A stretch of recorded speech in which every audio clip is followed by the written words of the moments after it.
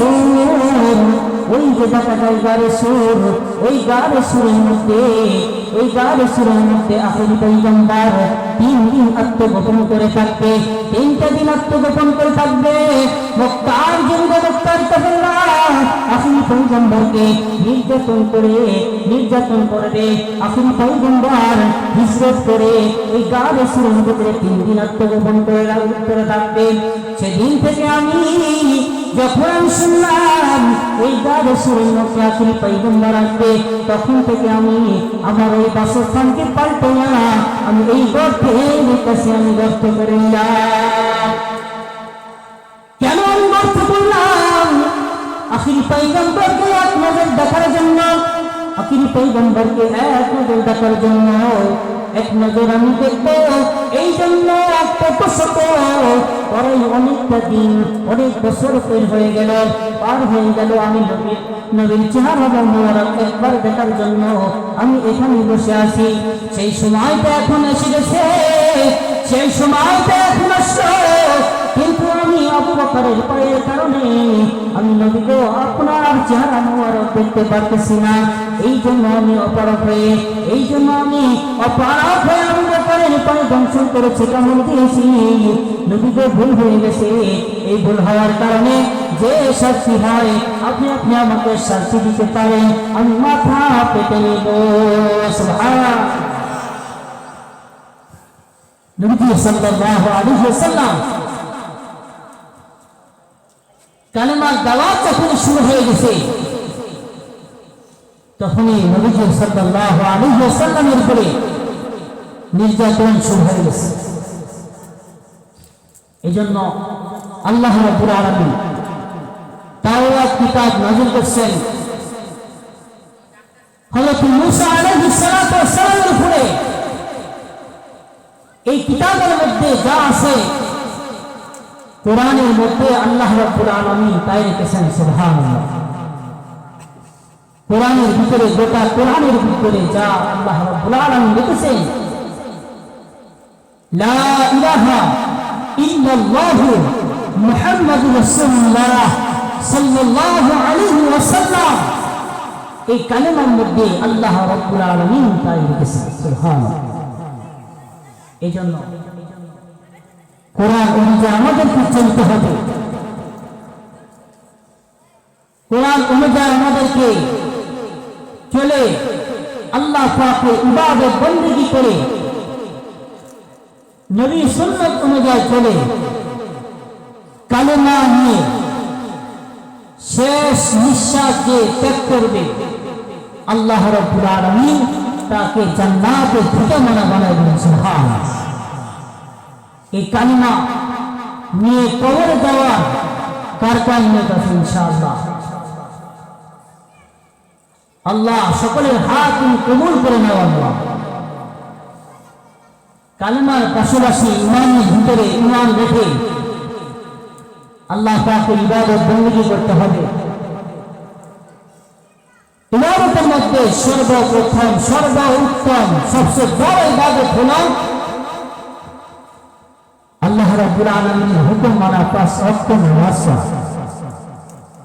5 ওয়াক্ত নামাজ যে করবে, সে কাল কিয়ামতে হাসতে হাসতে আল্লাহ রাব্বুল আলামিনের তৈরি জান্নাতে যাবে। সুবহানাল্লাহ। এই জন্য আমরা 5 ওয়াক্ত নামাজ করব, বেশি বেশি করে কোরআন তেলাওয়াত করব। নামাজে দাঁড়িয়ে বান্দার সাথে আল্লাহ রাব্বুল আলামিন স্বয়ং কথা বলে। সুবহানাল্লাহ। বান্দা যখন কোরআন পড়ে, বান্দা আল্লাহর সাথে কথা বলে। সুবহানাল্লাহ।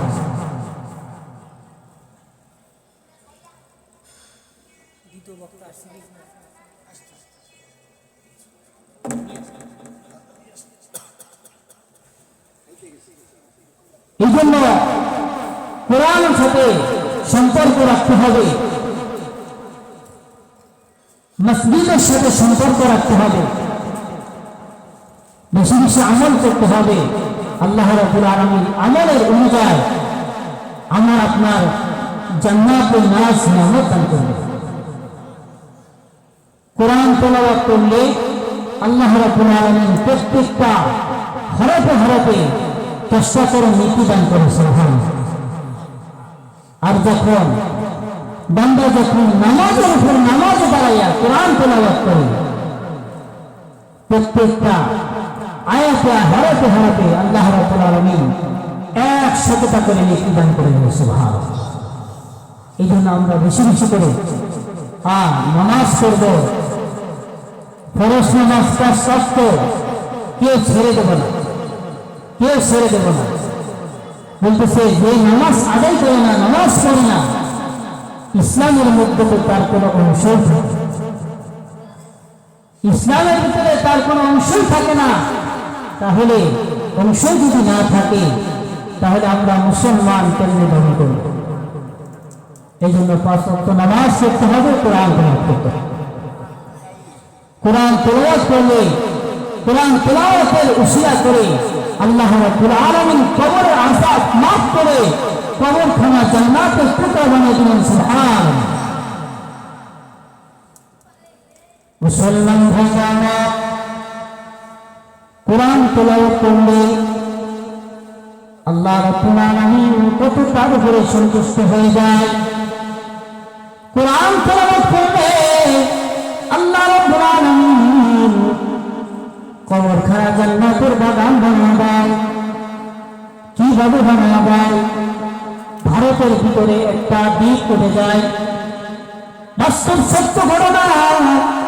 ভারতের ভিতরে একটা দ্বীপ উঠেছে, সেই দ্বীপের ভিতরে কিছু মানুষ বসবাস করে শুরু দিয়েছে, বসবাস করতেছে একের পর একের পর।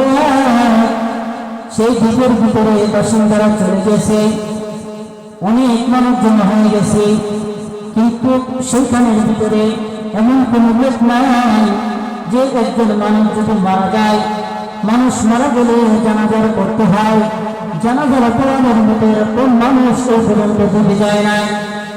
এরকম সময় হয় নাই যে একজন ছেলেকে মাদ্রাসাতে পড়াইয়া একজন মানুষ যদি মারা যায় জানাজার পড়াবে, এরকম ছেলেকে মাদ্রাসাতে নাই। হঠাৎ করে একজন চৌকিপুর মধ্যে মানুষ মারা যায়।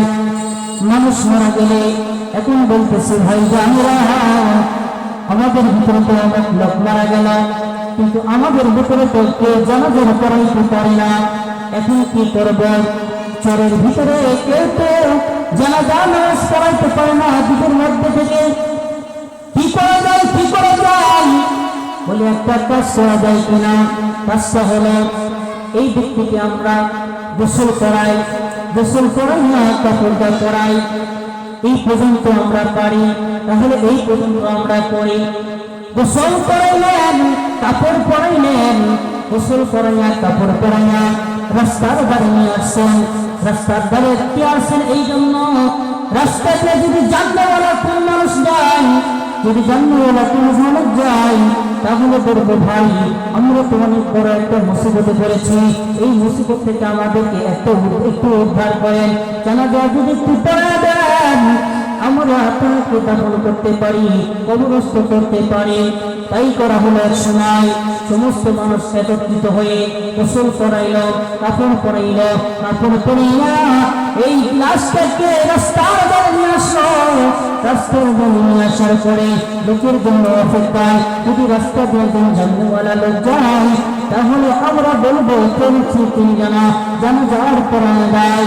কিছুক্ষণ অপেক্ষা করতে করতে দেখে রাস্তা দিয়ে একজন পাঞ্জাবি পরিহিত মানুষ আসছে, যে মুখে দাঁড়িয়ে আছে, টুপি আছে মাথায়। এখন আসার পরে বলতেছে ভাইজান আমরা তো একটু বিপদে পড়ে গেছি। কি বিপদে পড়ে গেছে? এই যে বিপদ, আমরা তো একটা দ্বীপের ভিতরে থাকি, এই পর্যন্ত কোনো একটা ছেলেকে আমরা মাদ্রাসাতে পড়াইতে দিতে পারি নাই, আমাদের ভিতরে এমন কেউ নাই জানাজার পড়াইবে, একটু যদি জানাজা পড়ায় দেন আমাদের আমাদের অনেক উপকার হইবে। লোকটা বলতেছে ভাইজান, ও ভাইজান, আমি তো অফিসের জন্য বের হয়েছি, আমার অফিসে যাইতে হবে। লোকেরা বলতেছে, ও ভাইজান, আপনি যদি একটু জানাজা পড়াই দেন আমাদেরকে অনেক বড় উপকার হবে।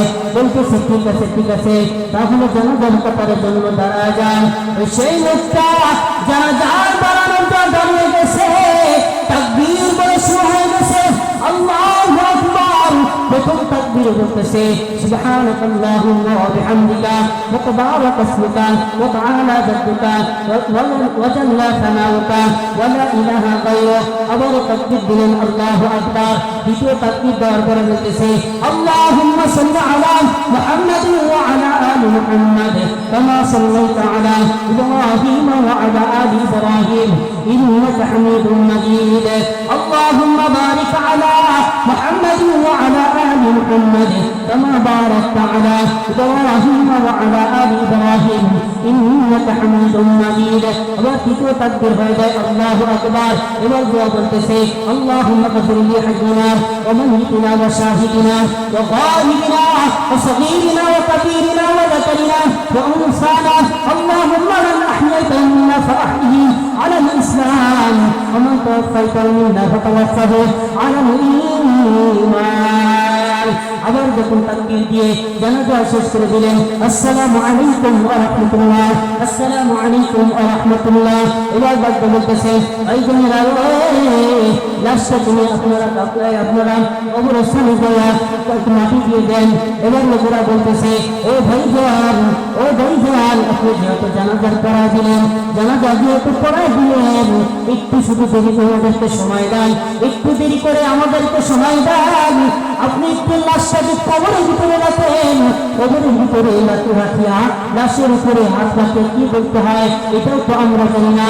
বলতেছে ঠিক আছে ঠিক আছে, আপনারা চলেন। এইবার চলে গেল কবরস্থানে। কবরস্থানের ভিতরে দেয়া লোকটা যখন কবরের ভিতরে নামলো, নামার পরে যখন লাশটা দেওয়া হলো, এবার লাশটা কবরের ভিতরে শোয়াইলেন। শোয়ানোর পরে বলতেছে বিসমিল্লাহি ওয়া আলা মিল্লাতি রাসূলিল্লাহ, বিসমিল্লাহি ওয়া আলা মিল্লাতি রাসূলিল্লাহ। দাউদ দেওয়ার পরে এবার মাটি দেওয়া শুরু, উঠে আসলেন। দাউদ দেওয়ার পরে উঠে আসার পরে এখন মাটি দেওয়া শুরু হয়ে গেল। মিনহা খলাকনাকুম ওয়া ফিহা নু'ইদুকুম ওয়া মিনহা নুখরিজুকুম তারাতান উখরা। যখন মাটি দিতেছেন, মাটি দিতেছেন, মাটি দেওয়া শেষ হয়ে গেছে। শেষ হওয়ার পরে এবার বলতেছেন ভাই বোনেরা, আপনারা মাটি দেওয়ার কাজ শেষ করে দেন, আমি আমার অফিসের দিকে চলে যাই। লোকটা অফিসের দিকে চলে গেল। অফিসের দিকে যখন চলে গেল, অফিসের দিকে যখন ঢুকলেন, ঢোকার পরে গেটে দারোয়ান আছে। দারোয়ান ডাক্তার বলতেছে হে ভাই, আপনি তো জানেন অফিসে যখন ঢুকতে হয়, ঢোকার সময় পরিচয় পত্রটা দেখাইতে হয়, পরিচয় পত্র ভোটার আইডি কার্ড দেখাইতে হয়। আপনি যে এই অফিসে কাজ করেন, আপনি পরিচয় দেন। এখন পকেটে হাত দিয়েছে লোকটা, পকেটে হাত দেওয়ার পরে পরিচয় পত্র দান করবে, কিন্তু পকেট হাত দিয়ে দেখে পরিচয় পত্রটা নাই। এখন বলতেছে ভাই, আমি তো এই অফিসে কাজ করি, আমি তো এই অফিসে কাজ করে যাচ্ছি।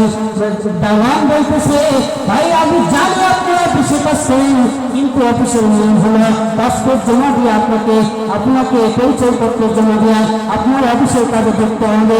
এখন বলতেছে ভাইজান, আমার তো মনে হয় আমি রাস্তার ধারে আসার সময় একটা লাশ কবরের ভিতরে এসে সেই লাশটা কবরের ভিতরে রাখার সময় মনে হয় আমার পরিচয় পত্রটা কবরের ভিতরে পড়ে গেছে। এখন কি করা যায়? বলে কিচ্ছু করার নাই, আপনাকে পরিচয় পত্র আনতে হবে। এখন সেই লোকটা আবার দৌড় দিচ্ছে পাসপোর্ট আনার জন্য, পরিচয় পত্র আনার জন্য দৌড় দিয়ে আসে কবরস্থানে। লোক এখনো যায় নাই, লোক এখনো আছে কবর দেওয়ার শেষের দিকে। তখন ডাকবে বলতেছে ও ভাইজানেরা, আমাকে একটু উপকার করে। লোকেরা বলতেছে ও ভাইজান, আপনি তো আমাদেরকে উপকার করে গেলেন, এই মুহূর্তে উপকার করে গেলেন, আমরা আবার আপনাকে কি উপকার করব? লোকেরা ডাকবে বলতেছে ও ভাইজান, যখন আমি লাশটা কবরের ভিতরে রাখার সময় আমার মনে হয় পরিচয় পত্রটা কবরের ভিতরে চলে গেছে, কবরের ভিতরে চলে গেছে। আমাকে এই পাস আমার পরিচয়পত্র ছাড়া অফিসে ঢুকতে দিচ্ছে না, আপনারা যদি আমার উপকার করেন তাহলে আমার বড় উপকার হয়। বলে কি করা যায়? তাহলে নতুন কবর যেহেতু মাটির মাত্র রাখলাম, তাহলে এক পাশ থেকে কবরের এক পাশ থেকে একটু খনন করেন, পত্র খনন করেন, খনন করার পরে আপনার পরিচয়পত্রটা নিয়ে আসা যাবে। তাই করা হলো। যখন এক পাশে গর্ত করা হলো, গর্ত যখন করছে, গর্ত করার সঙ্গে সঙ্গে কবরের নিচে পাথর পরিচয়পত্র সহ আলোতে ঝলঝল ঝলঝল করতেছে। সুবহানাল্লাহ। আর আসতে বল সুবহানাল্লাহ। এবার কবর থেকে এমন সুগ্রাম বের হইতেছে, বের হওয়ার পরে সারা এলাকা তছনছ হয়ে গেছে, চলে গেছে। সমস্ত এলাকার মানুষের কাছে খবর হয়ে গেছে। খবর শোনার জন্য, দেখার জন্য সমস্ত মানুষ উপস্থিত হয়ে গেছে। এক পর্যায়ে ওই এলাকায় ছিল বড় মাদ্রাসা। মাদ্রাসার মহতাম সাহেব আসলেন। আসার পরে দেখতে আসেন সত্য এই এমন একটা গ্রাম বের হইতেছে। এই গ্রাম দুনিয়ার কোনো গ্রাম নয়, এই গ্রাম তো জান্নাতি গ্রাম, এই গ্রাম তো জান্নাতে বসবো। এই লোকটার বাড়িতে গেলেন, লাশটার বাড়িতে গেলেন, বাড়িতে যাতে বলতেছে এই বাড়িতে লোক কেউ আসেন নাকি? বাড়ি থেকে একটা মেয়ের বের হইলেন, বের হয়ে বলতেছে হ্যাঁ এই বাড়ির লোক একজন আছে, আমি আছি। বলতেছেন যে মারা গেছে কবরস্থ হয়েছে সেই লোকটা আপনাকে বলতেছে যে মারা গেছে কবরে রাখা হয়েছে, তার কবর থেকে সুগ্রাম বের হইতেছে। এই সে হলো আমার বাবা যান, আমার বাবা, আমার বাবা। হুজুর ডাক্তার বলতেছে আপনার বাবা কি আমল করছে? যদি মেয়েটা ডাক্তার বলে আমার বাবার কোনো আমল ছিল না, এই লোক যোগ্য কোনো আমল ছিল না। আমার বাবা তার সত্য নামাজ পড়তো, আর কোরআন তেলাওয়াত করতো, ফজরের নামাজ পড়ে কোরআন তেলাওয়াত করতো, মাগরিবের নামাজ পড়ে কোরআন তেলাওয়াত করতো। বলতেছে হুজুর বলতেছেন মেয়ে গো তোমার বাবার কোরআন শরীফ একটু দেখাও, একটু দেখাও, একটু কোরআন দেখি। হুজুর ডাকবে যখন কোরআন হাত নিলেন, কোরআনটা যখন খুললেন দেখতেছে প্রত্যেকটা লাইনে লাইনে হরফে হরফে হাতের ছাপ বসে গেছে, আর কিছু কিছু জায়গায় চোখের পানিতে পৃষ্ঠাগুলো ভিজে ভিজে রয়েছে। চিৎকার করুন সুবহানাল্লাহ। এবার হুজুর ডাকতে বলে বুঝতে পেরেছি আল্লাহ রাব্বুল আলামিনের দরবারে এই কোরআন তেলাওয়াত কবুল হয়ে গেছে। মেয়েকে ডাকতে বলতেছে তোমার বাবা কি সুন্দর করে কোরআন পড়া জানতো? মেয়ে বলতেছে না না, আমার বাবা ভালো করে কোরআন পড়া জানতো না, আমার বাবা গুনগুন করে কোরআন পড়তো, যেখানে পড়া জানতো না বুঝতো না মালিককে ডাকতে বলতো আল্লাহ এখানে কি লেখছে আমি বুঝতেছি না, এখানে কি আছে আমি পড়তে জানতেছি না, পড়তে পারতেছি না মালিক, তবে এখানে যা আছে এর উপরে আমি বিশ্বাস করে নিলাম। সুবহানাল্লাহ। আল্লাহ রাব্বুল আলামিন এই না পড়ার কারণে, এই বিশ্বাস করার কারণে পারে না কিন্তু কোরআনে হাত বোলায় গুনগুন করে পড়ে, এটার কারণে আল্লাহ রাব্বুল আলামিন কবরে যাওয়া মাত্রই আল্লাহ তাআলা কবর ছাড়া জান্নাতের টুকরা বানিয়ে দিয়েছেন। সুবহানাল্লাহ। আমরা যদি পাঁচ ওয়াক্ত নামাজ পড়ি, কোরআন তেলাওয়াত করি, আল্লাহ রাব্বুল আলামিন আমাদেরকে কবর, হাশর, ফুলসিরাত সব পাড়ি দিয়ে জান্নাতের ঠিকানা বানিয়ে দিলেন। সুবহানাল্লাহ। আল্লাহ রাব্বুল আলামিন আমাদেরকে যেন যেগুলা কথা বললাম শুনলাম সে অনুযায়ী আমল করার তৌফিক দান করেন। আমিন। ওয়া আখিরু দাওয়ানা আলহামদুলিল্লাহি রাব্বিল আলামিন। আসসালামু আলাইকুম ওয়া রাহমাতুল্লাহি ওয়া বারাকাতুহু।